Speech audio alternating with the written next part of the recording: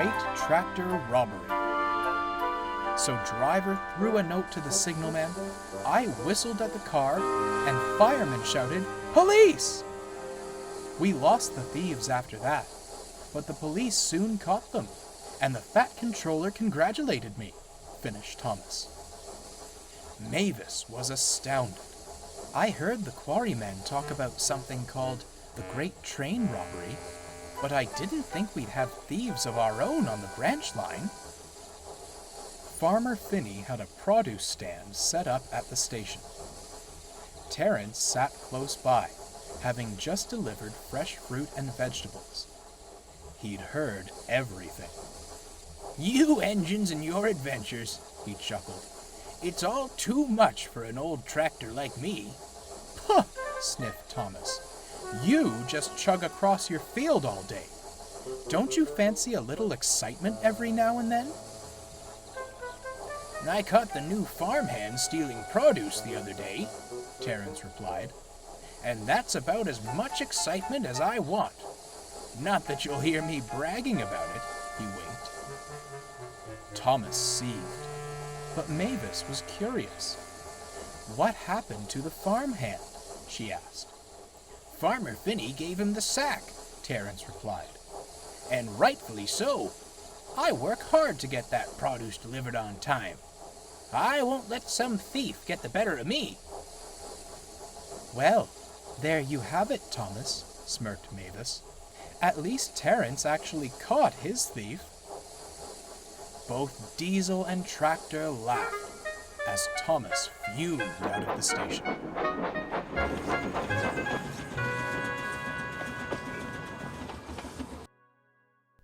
That night, Terence was tucked into his shed at the farm. "Another good day's work behind us, Terence," smiled Farmer Finney.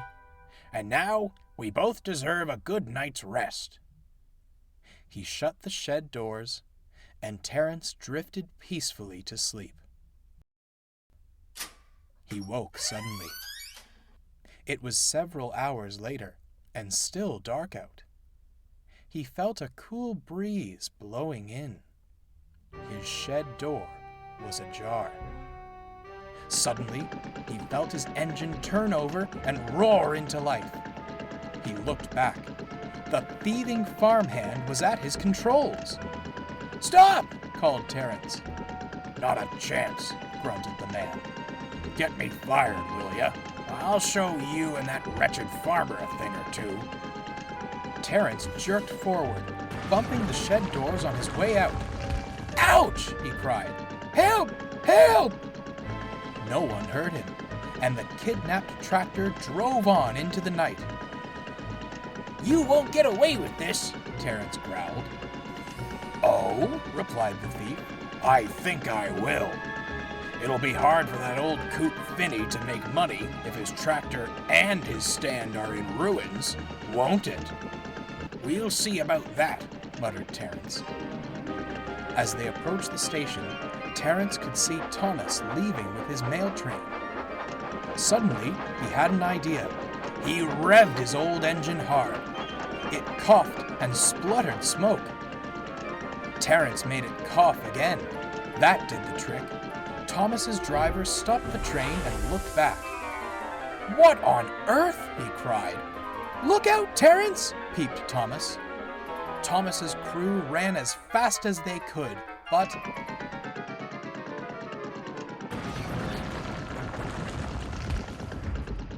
Terence lay dazed amongst the remnants of the produce stand.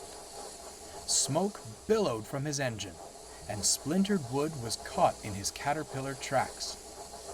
"Bother," he sighed. Soon, the police arrived on the scene. It wasn't long before the thief had been caught and brought into custody.